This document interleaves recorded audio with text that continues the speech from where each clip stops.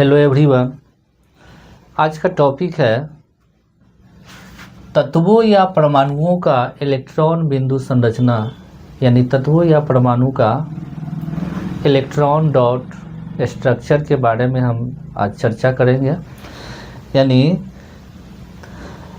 Electron बिंदु संरचना कैसे बनाया जाता है, इस पर हम चर्चा करेंगे। तो ये सिंपल सा छोटा सा टॉपिक है, इसको समझने का प्रयास कीजिए।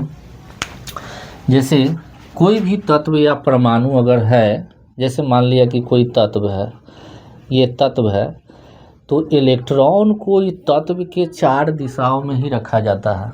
जैसे ऊपर में रखेंगे, नीचे में रखेंगे और फिर दाएं में रखेंगे और बाएं में ही रखेंगे। इस प्रकार से सजाया जाता है। जैसे मान लिया कि हम हाइड्रोजन से ही शुरू करते हैं। जैसे हाइड्रोजन का इलेक्ट्रॉन बिंदु संरचना का है बनाने के लिए, तो इलेक्ट्रॉन को हम एक बात और जानते हैं क्या, कि इलेक्ट्रॉन को हम इलेक्ट्रॉन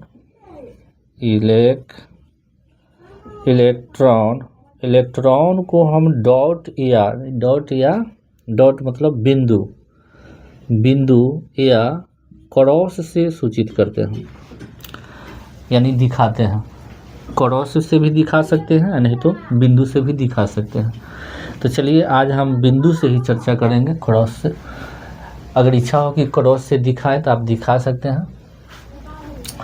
तो हाइड्रोजन का इलेक्ट्रॉन बिंदु संरचना कैसे बनेगा, तो हमको सिर्फ एक चीज़ याद रखना है क्या, कि इलेक्ट्रॉनिक विन्यास के बाहरी कक्षा में जितना इलेक्ट्रॉन रहता है, उसी इलेक्ट्रॉन को उस परमाणु पर डॉट के रूप में या क्रॉस के रूप में सजा देना है। वही आपका परमाणु या तत्वों का इलेक्ट्रॉन बिंदु संरचना हो जाएगा। जैसे हम समझाने का प्रयास करते हैं, जैसे हाइड्रोजन का इलेक्ट्रॉनिक विन्यास एक होता है, तो इसका तो बाहरी या प्रारंभिक, अंत और शुरू सब एक है, तो इसलिए इसका इलेक्ट्रॉन बिंदु संरचना क्या हो जाएगा, ये सिंपल हो गया। H लिख करके ऊपर डॉट दे देंगे।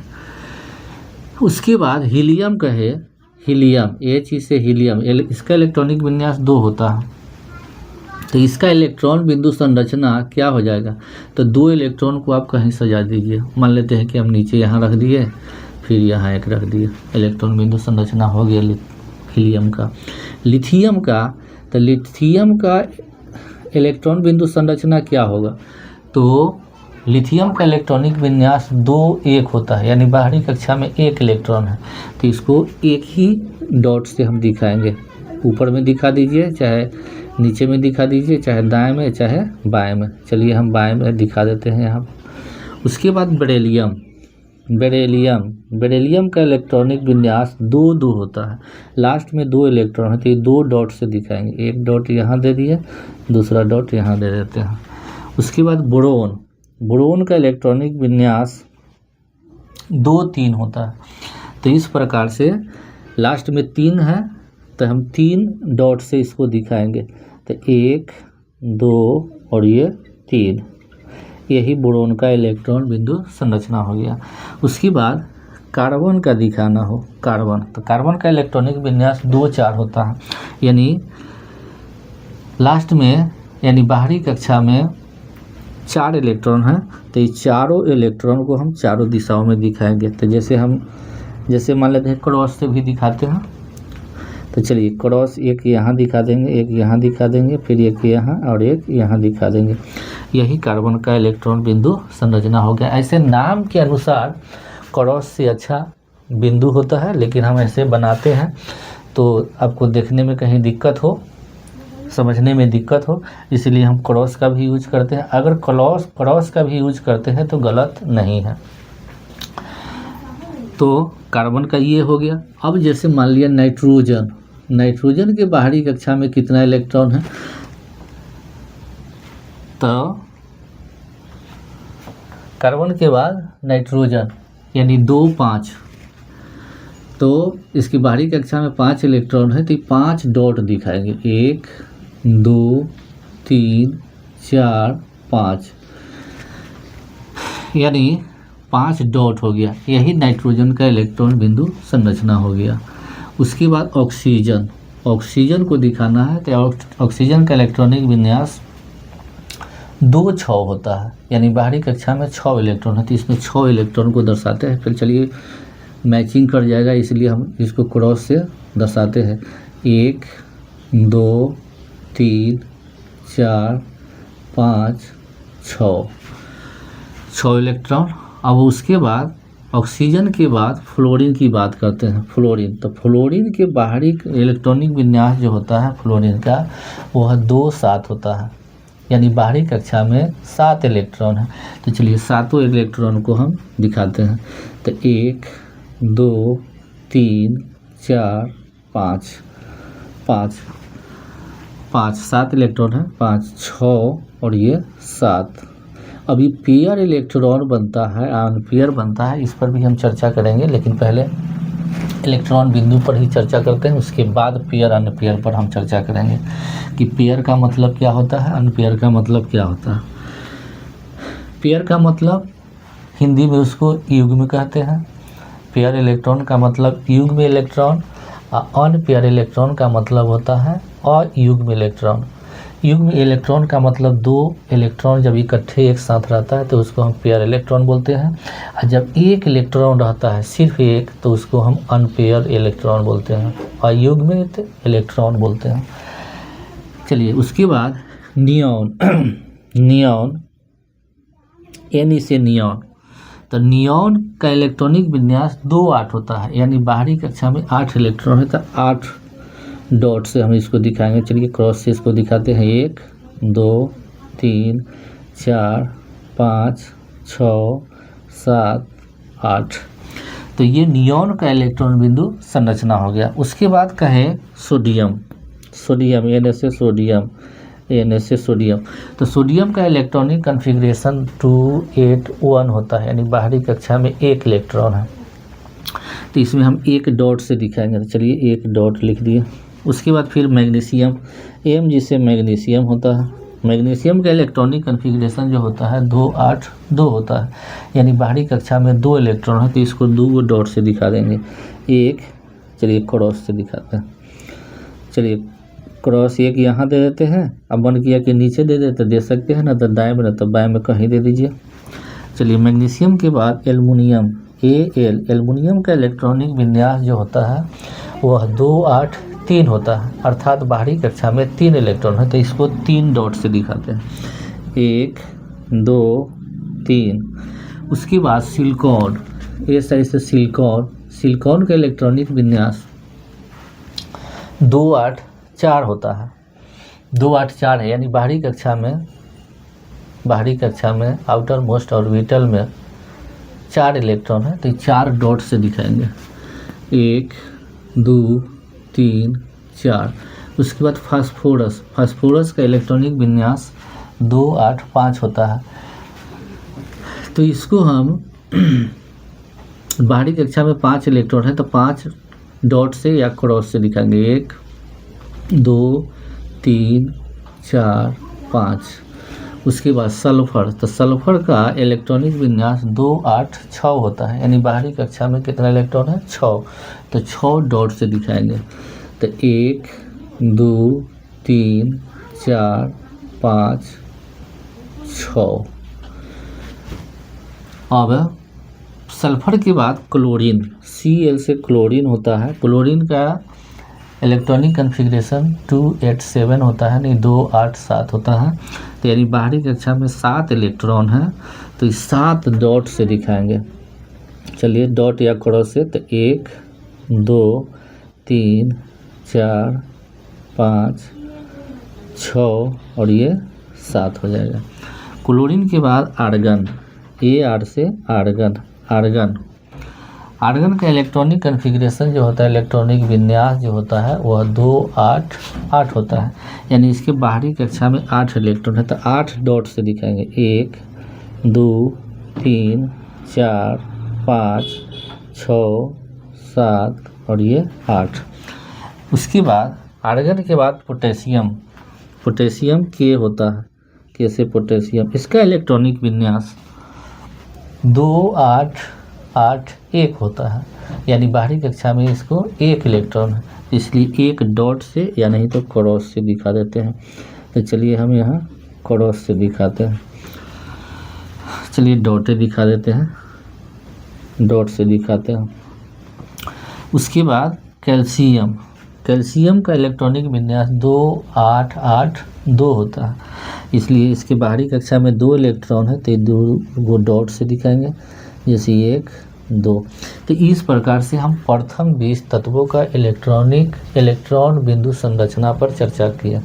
अब थोड़ा सा इसमें हम चर्चा करते हैं कि जैसे अनपेयर इलेक्ट्रॉन, अनपेयर का मतलब जिसमें एक इलेक्ट्रॉन हो, जोड़ा नहीं हो। जैसे जोड़ा का मतलब यहाँ नाइट्रोजन में ये दोनों जोड़ा बन गया, लेकिन ये दोनों इलेक्ट्रॉन जोड़ा में नहीं है, ये भी जोड़ा में नहीं है, ये भी जोड़ा में नहीं है, तो ये तीनों को अनपेयर इलेक्ट्रॉन कहेंगे। फिर ये दोनों जोड़ा है, ये भी जोड़ा है, तो ये पेयर इलेक्ट्रॉन हुआ, लेकिन ये वाला इलेक्ट्रॉन और ये वाला इलेक्ट्रॉन अनपेयर इलेक्ट्रॉन हुआ।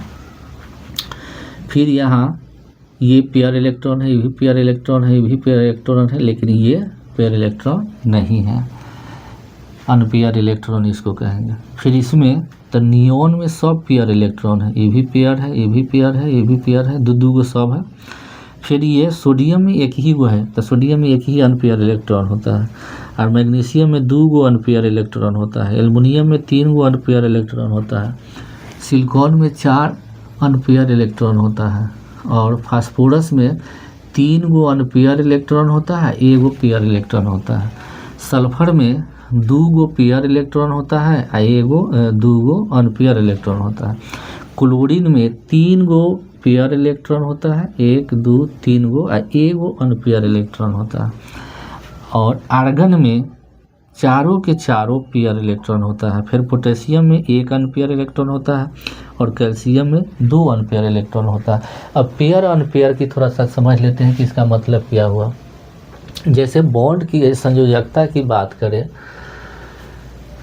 तो हाइड्रोजन का संयोजकता कितना था? 1। क्यों? क्योंकि यह इसके पास 1 अनपेयर इलेक्ट्रॉन है, 1 हुआ। अब हीलियम की बात करें तो हीलियम का संयोजकता कितना था? 2, लेकिन इसका संयोजकता 0 माना जाएगा। क्यों? क्योंकि इसका इलेक्ट्रॉनिक विन्यास 1s2 होता है और वह अपनी कक्षा को पूर्ण करता है, यानी भर लेता है, तो इसलिए वह निष्क्रिय हो जाता है, तो वह कोई भी रासायनिक अभिक्रिया में भाग नहीं लेता है, तो इसलिए इसका संयोजकता 0 हो जाएगा। लिथियम के पास 1 अनपेयर इलेक्ट्रॉन है, तो इसका भी संयोजकता 1 होगा। बेरिलियम के पास 2 अनपेयर इलेक्ट्रॉन है, तो इसका संयोजकता 2 हो जाएगा। बोरोन के पास 3 अनपेयर इलेक्ट्रॉन है, तो इसका संयोजकता बोरोन का 3 हो जाएगा। कार्बन के पास चारों के चारों अनपेयर इलेक्ट्रॉन है, तो कार्बन का संयोजकता कितना हो जाएगा? 4 हो जाएगा। नाइट्रोजन के पास कितना अनपेयर इलेक्ट्रॉन है? तो इसके पास जो है से 3 अनपेयर इलेक्ट्रॉन है, तो इसका संयोजकता 3 हो जाएगा। ऑक्सीजन के पास 2 अनपेयर इलेक्ट्रॉन है, इसलिए इसका संयोजकता कितना हो जाएगा? तो 2 हो जाएगा। फ्लोरीन के पास 1 अनपेयर इलेक्ट्रॉन है, इसीलिए इसका संयोजकता 1 माना जाता है कि नहीं? प्लस माइनस पर हम अभी चर्चा नहीं करेंगे, निगेटिव पॉजिटिव पर अभी खाली समझिए, ऐसे ही 1 हो जाएगा। नियॉन के चारों पेयर इलेक्ट्रॉन है, इसलिए इसका संयोजकता क्या हो जाएगा? 0 हो जाएगा। उसके बाद सोडियम का वैलेंसी कितना होगा? तो सोडियम के पास भी 1 अनपेयर इलेक्ट्रॉन है, इसलिए इसका संयोजकता 1 हो जाएगा। मैग्नीशियम के पास 2 अनपेयर इलेक्ट्रॉन है, इसलिए इसका वैलेंसी यानी संयोजकता 2 हो जाएगा। एल्युमिनियम के पास 3 अनपेयर इलेक्ट्रॉन है, इसलिए इसका वैलेंसी यानी संयोजकता जो होगा से 3 होगा।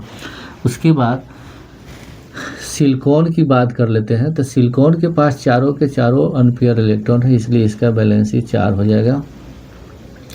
और फास्फोरस के पास 3 अनपेयर इलेक्ट्रॉन है, तो इसका संयोजकता भी 3 होगा।